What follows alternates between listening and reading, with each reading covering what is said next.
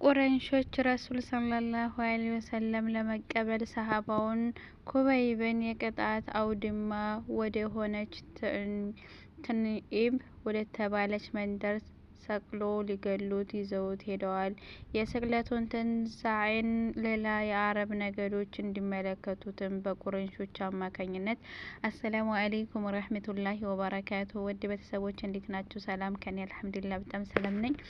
የዛሬው እንግዳችን ሰዒድ ኢብኑ አሚር ይባላል። የህይወት ታሪኩ በጣም ልብ የሚነካ።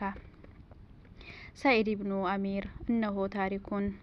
ቁረይሾች ረሱልን ሰለላሁ ዐለይሂ ወሰለም ለመቀበል ሰሃባውን ኩበይብን የቅጣት አውድማ ወደ ሆነችው ተንዒም ወደተባለች መንደር ሰቅሎ ሊገድሉት ይዘውት ሄደዋል። የስቅለቱን ትዕይንት ሌላ የአረብ ነገዶች እንዲመለከቱትም በቁረይሾች አማካኝነት ትላልቅ የአረብ ባላባቶችና ሹማምንቶች ጥሪ በተደረገላቸው መሰረት ስቅለቱን ለመታደም በቦታው ተገኝተዋል። አካባቢው በከፍተኛ የፀሐይ ሐሩር እየታመሰ ቢሆንም ሰሃባውን ለመደብደብና ለመውጋት የሚተራመሱት የቁረይሽ ሴቶችና ህጻናት ቦታው ተረብሿል። ሰሃባውን ኩበይብን ለመውጋት እና ለመቦጫጨር ሁሉ ይተረማመስበታል። በቁረይሾች ሹማምንት አማካኝነት ጥሪ ተደርጎላቸው የቅጣቱን አውድማ ለመታደም ከተገኙት የአረብ ባላባቶች መካከል ሰዒድ ኢብኑ አሚር የተባለ ባላባት ይገኝበት ነበር። ይህ ባላባት የወጣትነት ጥንካሬውንና ወንዳ ወንድነቱን ግርግሩን እየገፈታተረ ወደ መሀል ገብቶ ትዕይንቱን በቅርበት ለመከታተል አስችሎታል። ትዕይንቱን በቅርበት መከታተል ጀመረ። ሁኔታው ያስፈራል። ሴት ወንዱ ተሰብስቦ አንድን በሰንሰለት የታሰረ ሰሃባ እየደበደቡ እየወጉ ነው። ይህ ሰዒድ የተባለው ወጣቱ ባለበት ግን ትዕይንቱን በትዝብት ከመመልከት ውጭ ምንም ለማድረግ አልቻለም ነበር። በግርግሩና በትርምሱ መሀል ሰሃባውን እየደበደቡ ወደ መስቀያው ላይ ሲሰቅሉት ይህ ባላባት ልቡ በሀዘን ተሞልቶ አሁንም በትኩረት ትዕይንቱን እየተከታተለ ነው። በቅጣት ላይ የሚገኘው ሰሃባውም ድብደባ ባደከመው ድምፁ ደብዳቤዎቹ ከመሞቴ በፊት 2 ረካ እንዲሰግድ ምትፈቅዱልኝ ከሆነ አንድ ጊዜ ፍቱኝ አላቸው። ደብዳቤዎቹ የቁረይሽ ጎዛዎችም እንዲሰግድ ፈቅደውለት ወደ ካዕባ ፊቱን አዙሮ በእርጋታ የተሞላችን ሰላት መስገድ ጀመረ።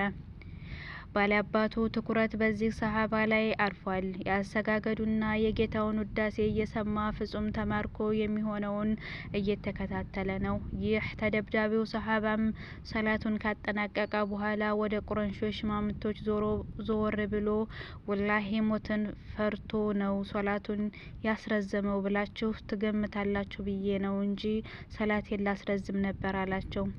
ከዚያም ሰሃባውን በመስቀያው ላይ ሰቅለው ነፍሱ በስጋው ሳለች ስጋውን መግፈፍ ጀመሩ። ይሁን እንጂ ከእምነቱ ፍንክች አላለም ነበር። ስጋውን የሚቆራርጡት ሙሽሪኮችም እየገፈፉት ሙሐመድ ባንተ ቦታ እየተቀጣ አንተ ትተርፋለህ ብትባል ደስ ይልህ ነበር ይሉት ጀመር። ሰሃባውም ወላሂ እኔ ተርፌ ከቤተሰቤና ከልጆቼ እንዲገናኝ ቢባልና ሙሐመድ እሾህ ይውጋው ቢባል እኔ ልቀጣ፣ ሙሐመድን ምንም እንዳይነካው ነው ምለው አላቸው። ይህን ጊዜ በስፍራው የግድያውን ትዕይንት ሊታደሙ የመጡ ሙሽሪኮች ይገደል ይገደል ይገደል እያሉ አካባቢውን ረበሹት። ይህ ሁሉ ሲሆን ሰዒድ የተባለው ወጣቱ ባለበት በእዝነት እየተመለከተ ነበር። በመስቀያው ላይ የተንጠለጠለው ሰሃባ በመጨረሻ እስትንፋሱ አላህ ሆይ መጠናቸውን ቁጥራቸውን በጅምላ ግደላቸው፣ ከእነሱ ውስጥ አንድም አታስቀራቸው ሲል ዱዓ አደረገ። የብዙ ሰዎች ሰይፎች ጦሮችና ቀስቶች ያረፉበት የሰሃባው ገላም ነፍሱን ለጌታው አስረክቦ እንቅስቃሴው ሰከነ። ትዕይንቱን ለመከታተልና ለግድያ ቦታው ላይ የተገኘው ለቁጥር የሚያዳግት የአረቢያ ህዝቦችም ኩበይብን በበረሃ ትተው ወደ መካ መተራመስ ጀመሩ። ከዚያ ጊዜ አንስቶ ያ ወጣቱ ባለበት የሟቹ ሰሃባው ሁኔታ በፊቱ ድቅን እያለ እረፍት ይነሳው ጀመር። ሲተኛ በህልሙ ሲነቃም በመናው እየመጣበት አንጀቱን ያላውሰው ጀመር። ያ የስቅለቱ ዕለት ከመሰቀያው ስር ቆሞ በእርጋታ የሰገደ ሰላት፣ ያ ድብደባ፣ በደከመ ድምፁ ያደረጋቸው ዱዓዎችና መሰል ትውስታዎቹ ይህ ባላባት በምናቡ እየመጡ እረፍት ነሱት። እኒህና መሰል ትውስታዎቹ በወጣቱ ሰዒድ ልብ ውስጥ ሲመላለሱ ከርመው በመጨረሻም ብዙ ትምህርቶችን በምናቡ ያስቀስሙት ጀመር። ባላባቱ ሰዒድ ከኩበይብ በስቅያው ቅጽበት ብዙ ነገሮችን መቅሰሙን እየተገነዘበ መጣ። አዎ ይህ ሰው ከዚህ ሰሃባ ህይወት ማለት ለእምነት መታገልና መሞት መሆኑን ተምሯል። ይህ ባላባት የሰረጸ እምነት አዳጋች ተአምራትንና ትዕንግርታዊን ጽናት እንደሚያላብስ ከዚህ ሰሃባ ተምሯል። በመጨረሻም ሰዒድ ምናብ አንድ ነገር ተቀረጸ። እሱም ባልደረቦቹ እንዲህ በሞት አፋፍ ላይ ሆነው የሚሳሱለት ሰው እውነትም ነብይ መሆን አለበት። ይህን ጊዜ አላህ የወጣቱን ሰዒድን ልብ ከፈተለትና ውስጡን ለኢስላም ብሩህ አደረገው። ሰዒድም የቁረይሽ ሹማምንቶችን ሰብስቦ ከግድያው ተግባር ነጻ መሆኑንና ከጣዖቶቻቸውም የራቀ መሆኑን አስመስክሮ ትቶት ወደ ረሱል ሰለላሁ ዐለይሂ ወሰለም መገኛ መዲና ተመመ። ረሱል ሰለላሁ ዐለይሂ ወሰለም ህይወታቸውን ካለፈች በኋላ ለቀጣዮች ሁለት መሪዎች ጠንካራ ክንድ ሆኖ በማገልገል በጊዜው ለነበሩ ትውልዶች ትልቅ ተምሳሌት ለመሆንም በቃ። ከሐቢባችን ሰለላሁ ዐለይሂ ወሰለም በኋላ የመሪነት ኃላፊነት የተረከቡት ሁለት ከሊፋዎችም ለዚሁ ብሩክ ትብዒና ከባድ ክብር ነበራቸው። የመጀመሪያው ከሊፋ አቡበክር ህይወቱ አልፎ የመሪነት ኃላፊነት በዑመር ላይ በወደቀች ጊዜ ይህ ሰዒድ እንዲህ ሲል ዑመርን ገሰጸው። ዑመር ሆይ ስለ ሰዎች አላህን ልትፈራ ይገባል። ስለ አላህ ግን ሰዎች ልትፈራ አይገባህም። ዑመር ሆይ ንግግርህን ስራህን እንዳይጻረረው እመክርሃለሁ። መልካም ንግግር ማለት በተግባር ያረጋገጡ ሲሆን ነው። ዑመር ሆይ አላህ ኃላፊነታቸውን በጣለብህ ሙስሊሞች ጉዳይ ፊትህን እንዳታዞር። ለአንተና ለቤተሰቦችህ የምትወደውን ነገር ሁሉ ለሙስሊሞችም ውደድ። በአላህ ጉዳይም የወቃሽን ወቀሳ እንዳትፈራ። ይህንን አስፈሪ ምክር የሰማው ዑመርም ሰዒድ ሆይ ይህንን እንኳን ማን ይቋቋማል አለው። ሰዒድም ይህንን የሚቋቋመው እንዳንተ በሙስሊሞች ጉዳይ ላይ የተሾመ ሰው ነው አለው። ይህን ጊዜ ዑመር ረዲየላሁ ዐንሁ ሰዒድን በመጥራት ሰዒድ ሆይ የሂምስ አስተዳዳሪ እንድትሆን ሹሜሃለሁ አለው። ሰዒድም ዑመር አላህን ፍራ፣ በዚህ ኃላፊነት አስገብተህ አትፈትነኝ አለው። ዑመርም ከፊቱ ቁጣ እየተስተዋለበት ወዮላችሁ፣ እኔን ሙሉ ኃላፊነት አሸክማችሁኝ እናንተ ሁላችሁም ዳር ልትይዙ ትፈልጋላችሁ እንዴ? ወላሂ ሳልሾምህ አልተውህም አለው። ሰዒድ ሹመቱ ጸድቆ ወደ ሂምስ ጉዞ ከመጀመሩ በፊት ዑመር መጣና ገንዘብ ይሰጥህ አለው። ሰዒድም ከግምጃ ቤት የሚከፈለኝ ደመወዝ ከበቂ በላይ ነው ብሎ ተጓዘ። ሰዒድ ሂምስ ገብቶ ማስተዳደር ከጀመረ በኋላ ብዙም ሳይቆይ ሂምስ የተወሰኑ ሰዎች ወደ መዲና ዑመር ዘንድ መጡ። ዑመርም እስኪ ሀገራችሁ ላይ ያሉ በጣም የተቸገሩ ሰዎችን ዝርዝር ጻፍልኝ፣ ትንሽ እርዳታ ተወስዱላቸዋል አላቸው። የሆችን ዝርዝር ጻፈለት። በኋላም ወረቀቱን ለዑመር ሰጠው። የሆችን ስም ማንበብ ሲጀምር ከመሀል የአስተዳዳሪውን ስም ከሌሎች ስም ተርታ አገኘው።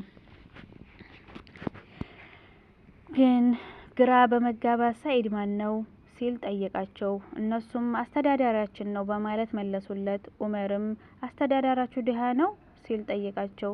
እነሱም አዎ ወላሂ በድህነቱ ብዛት ለረጅም ቀናት በቤቱ የእህል እሳት ሲነድ አይታይም። ይህን ሲሰማ ዑመርም ጺሙ በእንባ እስኪያዝ ድረስ ተነስቶ አለቀሰ። በመቀጠልም ወደ ውስጥ ገቡ። በአንድ ሳህን ትንሽ ሺህ ጨምሮ ይህንን ለሱ ስጡት፣ ሰላምታዬን አድርሳችሁ ይህንን ዑመር የላከልህ ላንተ ነው፣ ተጠቀምበት በሉት ብሎ ሸኘው። የህምስ ሰዎችም ከመዲና ጉዞ ወደ ሂምስ ሲደርሱ ሰዒድ ግመሉን ይዘው ከገቡ በኋላ በከረጢት የያዙትን ዲናሮች አስረከቡት። ሰዒድም ከረጢቱን ይዞ በውስጡ ያለውን ሲመለከት ከረጢቱን ከራሱ እያራቀ ኢነ ሊላሂ ወኢነ ኢለይሂ ራጂዑን በማለት ከረጢቱ መሸሽ ጀመረ። ሰዒድም ከረጢቱን ይዞ በውስጡ ያለውን ሲመለከት ከረጢቱን ከራሱ እያራቀ ኢነ ሊላሂ ወኢነ ኢለይሂ ራጂዑን በማለት ከረጢቱ መሸሽ ጀመረ። ይህ የተመለከተች ባለቤቱ በድንጋጤ ተርበትብታ ሰዒድ ምን ሆነሃል? አሚረል ሙእሚኒን ሞቶ ነው ስትል ጠየቀችው። ሰዒድም አረ ነገሩ ከሱም የከፋ ነው አላት። ሚስቱም ወይስ ሙስሊሞች ጦርነት ላይ ተሸንፈው እንዲህ የምትሆነው አለችው። ሰዒድም አይ ነገሩ ከሱም የከፋ ነው ሲል መለሰላት። ሚስቱም ከዚህ የከፋ ነገር ምን አለ ንገረኝ አለችው። ሰዒድ ዱንያ አሄራዬን ልታበላሽብኝ መጣች፣ ፊትና ቤቴ ላይ ሰፍናለች ብሎ መለሰላት። እሷ የንግግሩ ቅኔ ባይገባትም ከሷ ራስህን አግል ስትል መከረችው። እሱም በዚህ ትተባበሪኛለሽ አላት። እሷም በሙሉ መተማመን አዎን ስትለው በከረጢቱ የሚገኘውን የዲናር መዓት ሰብስቦ ወደ ከተማ በመውጣት ለድሆች አከፋፍሎ ተመለሰ። ለራሱ ግን የሚቀመስ የለውም። ይህ ሆኖ ጥቂት ሳይቆይ ነበር ዑመር የከተማዎችን ሁኔታ ለመቃኘት ከመዲና ተነስቶ ወደ ሻም ግዛት ያቀናው። ዑመር በጉዞ ላይ ሂምስ በደረሰ ጊዜ ለእረፍት አንድ ስፍራ ላይ ሲቀመጥ የሂምስ ሕዝብ እሱን ሊዘይር ተሰበሰበ። ሕዝቡ በተሰበሰበበት ጊዜ ዑመር አስተዳዳሪያችሁ እንዴት ነው አላቸው። የሂምስ ሰዎችም ስሞታ የማቅረብ ሱስ ነበረባቸውና 4 አይነት ክሶችን ሰዒድ ላይ አቀረቡበት። ይህን ትረካ ዑመር ሲተርከው ያምርበታልና ጥቂት ዑመርን አድምጠን እንመለስ። ከሳሽ ህዝቦች እና ሰዒድን በአንድ ስፍራ ላይ ሰብስብኳቸውና አላህንም ስለ ሰዒድ መጥፎ ነገር እንዲያሰማኝ ተማጽኘው ፍርዱን ጀመርኩ። አንድ ጊዜ ወደ ህዝቡ በመዞር ክሳችሁ ምንድን ነው አቅርቡልኝ። ከፊሉ ህዝቡም ረፋድ ላይ ነው ከቤቱ ለስራ የሚወጣው አሉ። እኔም ፊቴን ወደ ሰዒድ በማዞር ምን ትላለህ አልኩት። ሰዒድም ትንሽ ዝም አለና ስለዚህ ጉዳይ ማውራት አልፈልግም፣ ያው ግን ገደዳችሁኝ አወራችኋለሁ። እኔ ጠዋት ላይ አርፍጄ የምወጣው ለቤተሰቤ ሰራተኛ ስለሌለ በጧት ተነስቼ ዱቄት አቦካለሁ። ከዚያም ያቦካሁትን ሊጥ ኩፍ እስኪል ድረስ ትንሽ እጠብቀዋለሁ።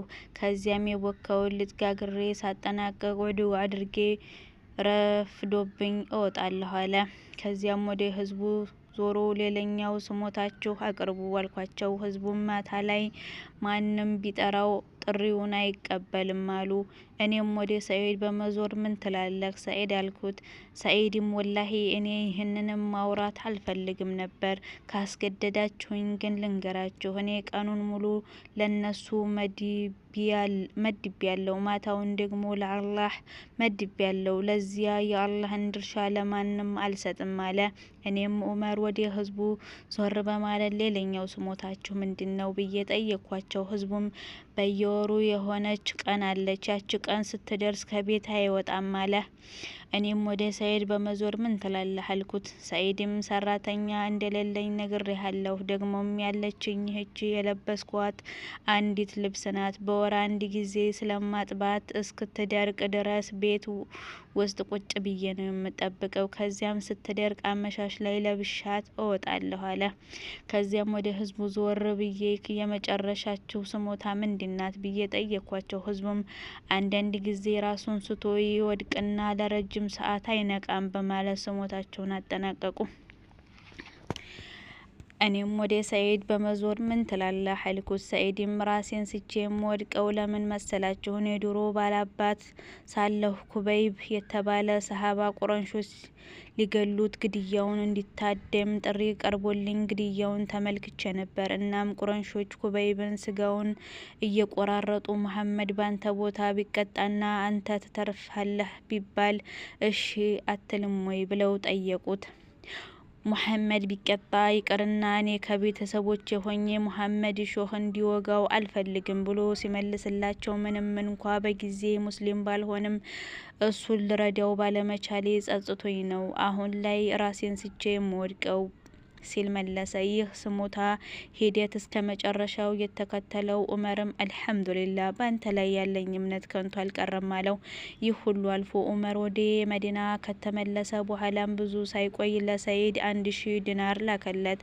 የተላከውን ዲናር ቤት ውስጥ ሚስትየው ስትመለከት እጅግ ደስ ብሏት አልሐምዱሊላህ